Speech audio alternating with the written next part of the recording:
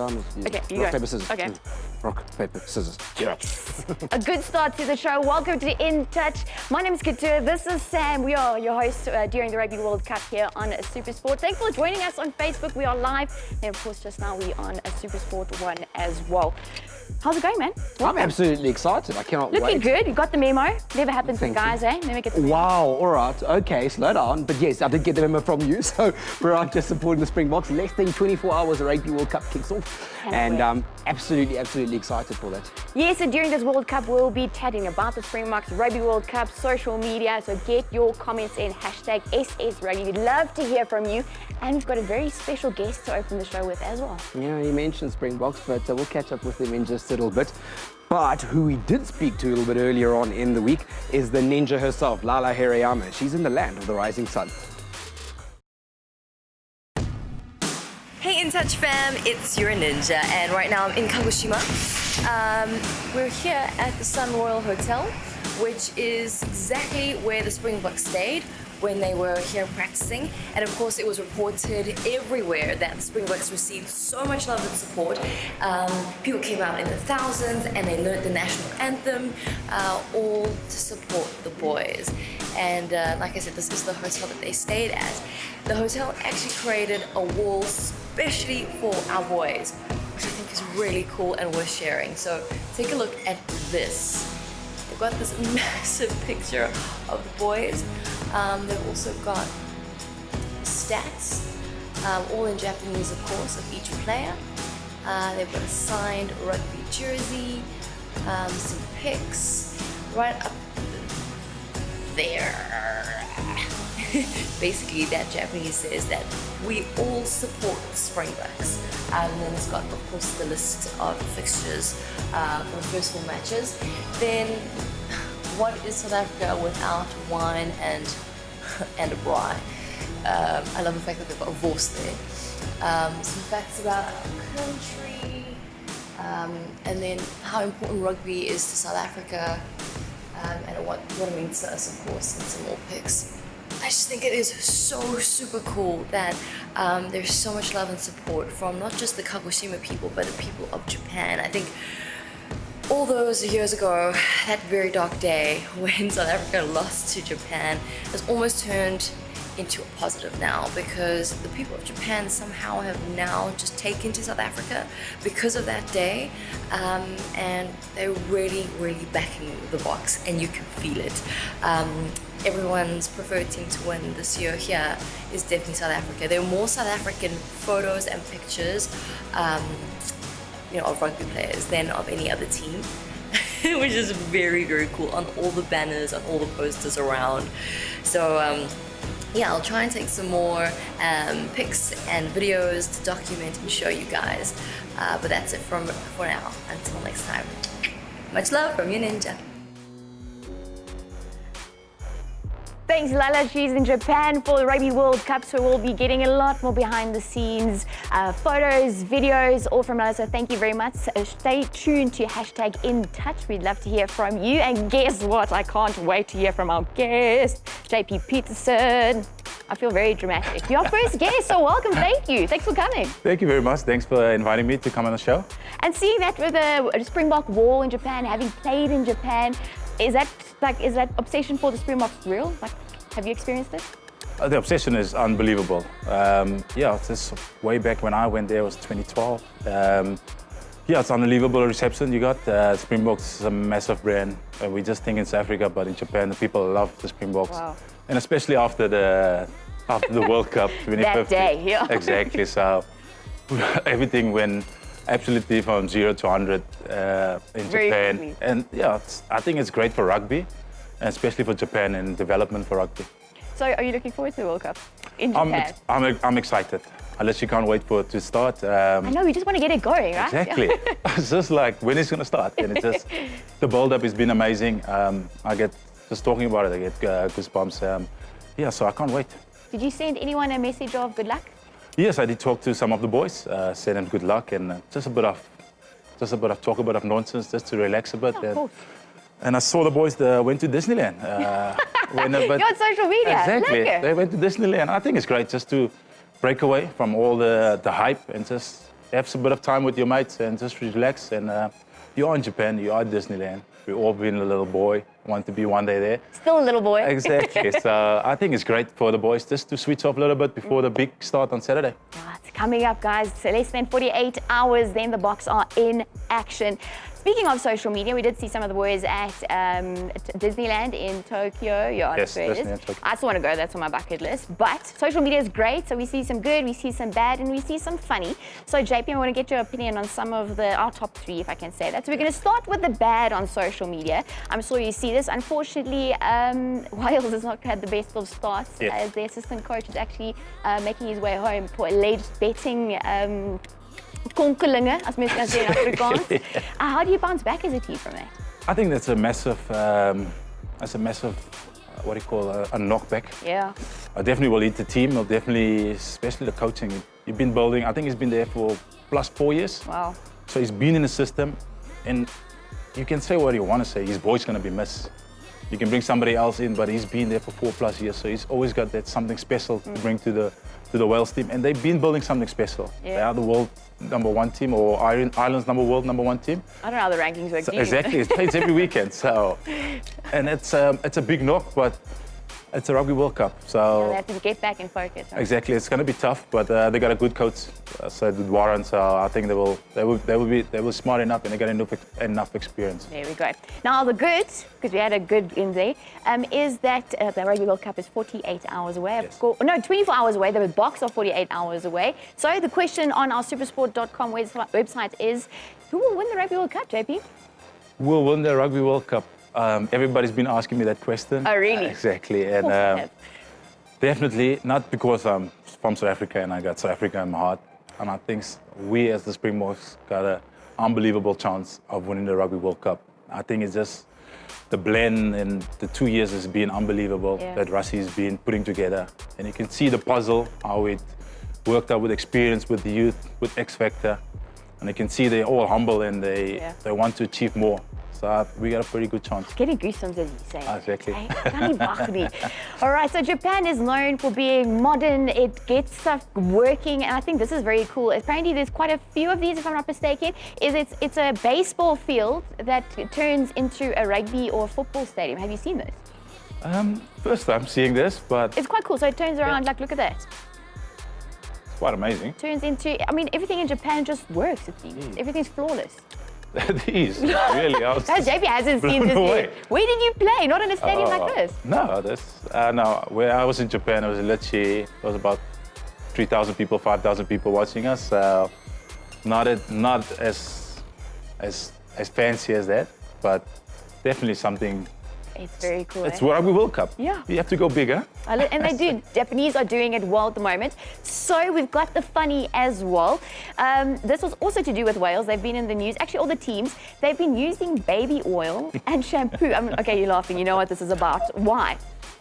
Yeah, I heard of the story about the baby oil and shampoo. It's just about how very humid it is in Japan. And as I see the talk in the whole week, it's just it's a lot of rain. It's probably going to rain the whole weekend. So it's just getting used to the conditions as quick as possible. But baby oil. I think it's just the ball is very slippery and just the guys to yeah, it's just very weird. No, just imagine it's it. just very weird. I see the All Blacks are using water. Okay, just a normal bucket of water, but I think Wales going to extreme just to get there. Well, I'm sure we'll see it all kicks off now in the next 24 hours. So we'll see if the baby oil shampoo actually worked. We know the World Cup's getting underway and it's been some epic winners throughout history, and here they are.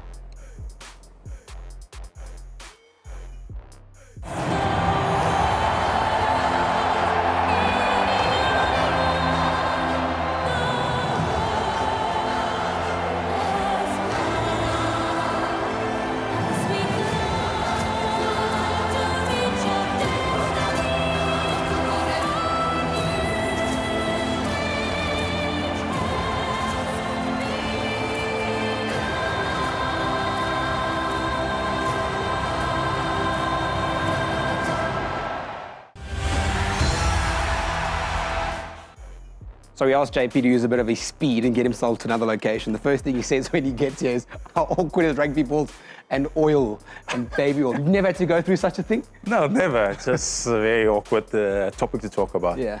One of the things coming off the Facebook page is someone wants to know what the mood is like in the camp. And obviously you're involved with the 2007 side.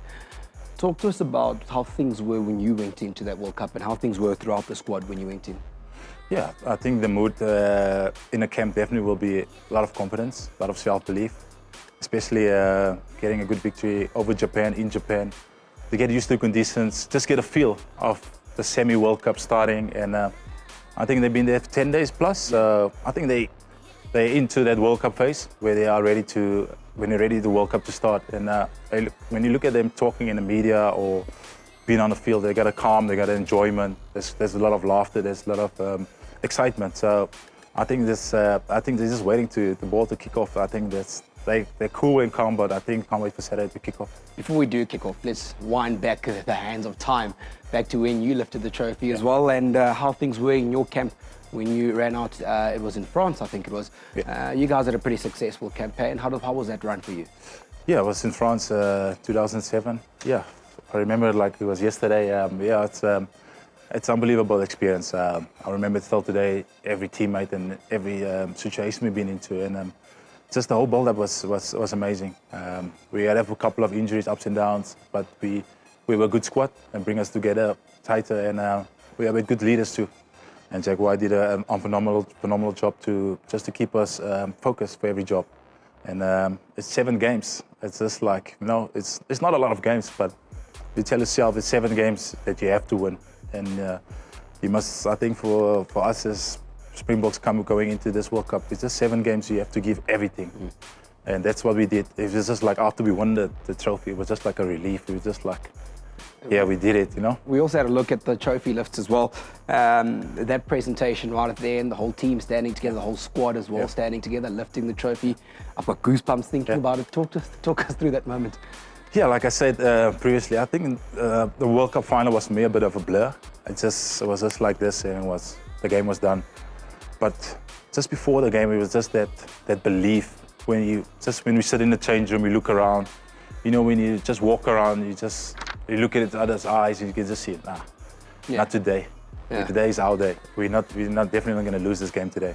And it's just the self-belief that was growing into each other, that we were not like we have respect, but we show respect for each other, and that guys can rely on each other, that I'm not going to let you down. This is 80 minutes, my last 80 minutes for you, and it's going to be unbelievable. Now, you mentioned 1 or 2 things as well about being a blur, but there's a question that's coming through as well. What has been the biggest challenge for you and your most memorable moment as well in the green and gold? Yeah, so definitely the biggest challenge for me in the green and gold was definitely after the Rugby World Cup. Because you're in such a hype, for me as a youngster, I was 21 years old. I didn't know the big hype of winning a World Cup. I was 21 years old, sweet, we won a trophy. Yes, happy days, let's celebrate, let's have fun. Yeah. But when you come back to South Africa after the Rugby World Cup and you arrive in Otambo and you see the people and you see the whole airport come to standstill, and it was just people and people shouting your name.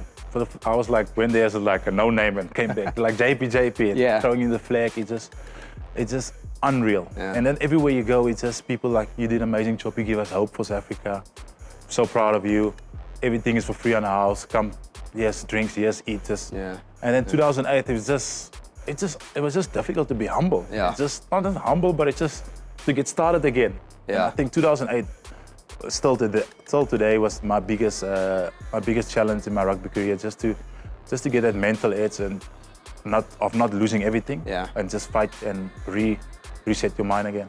Let's keep with turning back the hands of time, and we're going to play a little bit of a game here, JP. We like to call it What Happens Next. Yeah. So I'm going to take you through a few clips, and while the clip's playing, we'll pause it, and then you've got to tell us in that moment what happened next. Right, so you just take a little bit step back so you can see what's going on. Let's have a look at that first clip. This was the Fiji game. Yeah. 23-20. Yeah, 23-20. JP, Pietersen, what happens next? Yeah, what happens next? This is Fiji on a comeback. They pass out wide to the winger, and I had a one-on-one with the biggest man I've seen as a 21-year-old, and I had to tackle him. And it's this, I think this is the moment where when I just told you now, that when you don't let your teammates down. And Let's have a look. Let's have a look and see what JP Pietersen gets up to out on the wing. Man on man, no try. Thanks for coming. That's typical wing of defence. Yeah. You knew straight away. Exactly. That he was nowhere there. Yeah. We've got another one, JP. We've got another one to see what happens next. And again, we'll run through the same thing. This was the first game against England, I think, where I think we thumped them 36-0 by the end of the game. Farida Priya, one of the better scrum halves to have played the game. Ball in hand, what happens next? Yeah, ball in hand, Farida Priya, the best decision making in South African rugby. We went on to the blind side. We had a 2-on-1, and Farida just gave me an easier pass, and I ran and scored a try, second try of the game. Let's have a look. Express pace out on the wing, hugging the touchline, as all the coaches would say. And there's that pass that you spoke about, and JP Pietersen over the white line. And then we've got one more to look at, JP, one more to look at. And let's see where this one starts. Here we go, playing against Samoa, 52-7. Ball looks like it's heading across to your wing. What happens next? Yeah, what happens next? Joffrey gets the ball, pass to Percy. This is my first try of the Rugby World Cup, and it's something special. Let's have a look. Try time. JP Pietersen over the whitewash yet again. And there he goes, right into the corner. Typical wingers try. And then I think from there, it was just things that started moving forward for you, and things got a little bit easier as well as the tournament went on. And then you mentioned that you guys had the final as well, where there was a bit of a lift as well. But there are some things that players are expected to do standing in front of the camera. It's not that easy. Let's have a look and see what some of the players caught up to.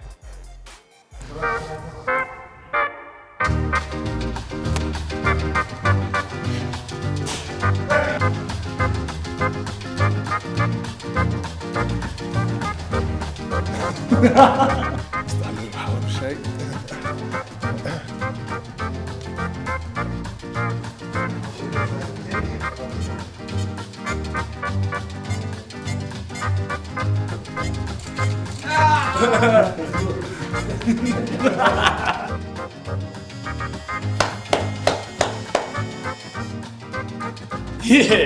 Yeah, boy!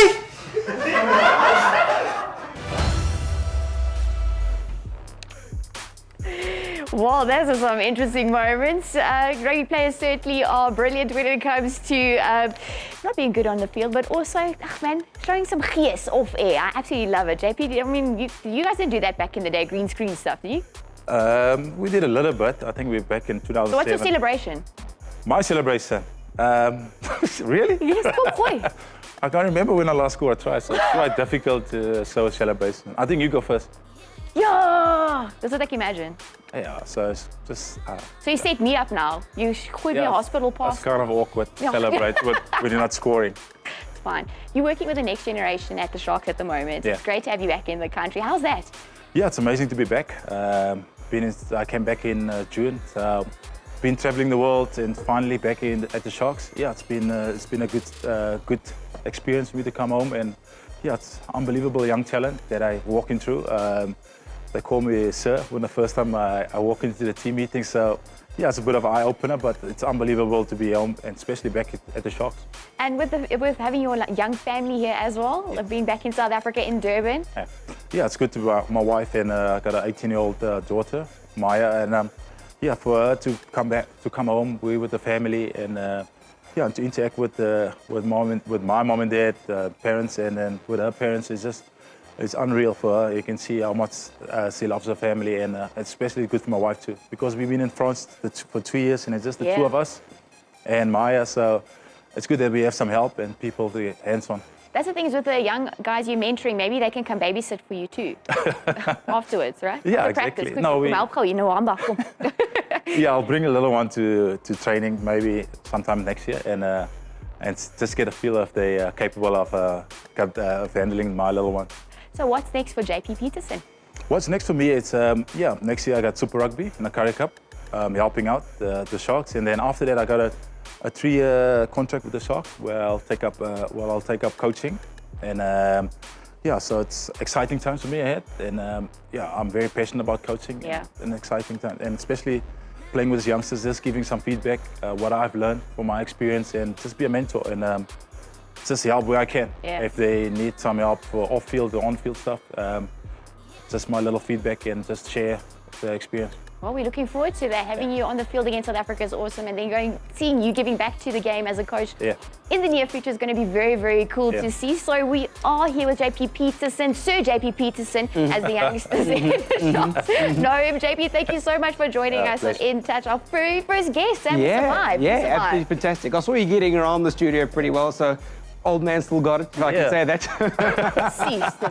Oh, look, I'm one of the kids. But speaking of which, it's time for us to get out of here, but we're going to plow something fantastic. The Boks, they take on New Zealand in their first game of the Rugby World Cup, and the rivalry, it continues here. The crowd will tell you. Got it! Under the most intense pressure, Patrick Lambie nails it. Across for Whiteley, and then Diakey! Oh! That's brilliant! Brilliant play from the Springboks. South Africa looking to secure the ball. Billy Leroux kicks it into touch.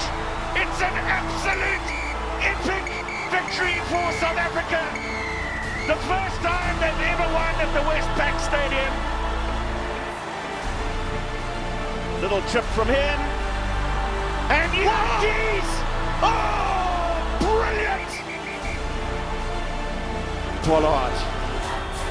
You can hardly bear to look. The siren sounds. He's absolutely nailed it. Pollard adds the 2. It's 16-all in Wellington.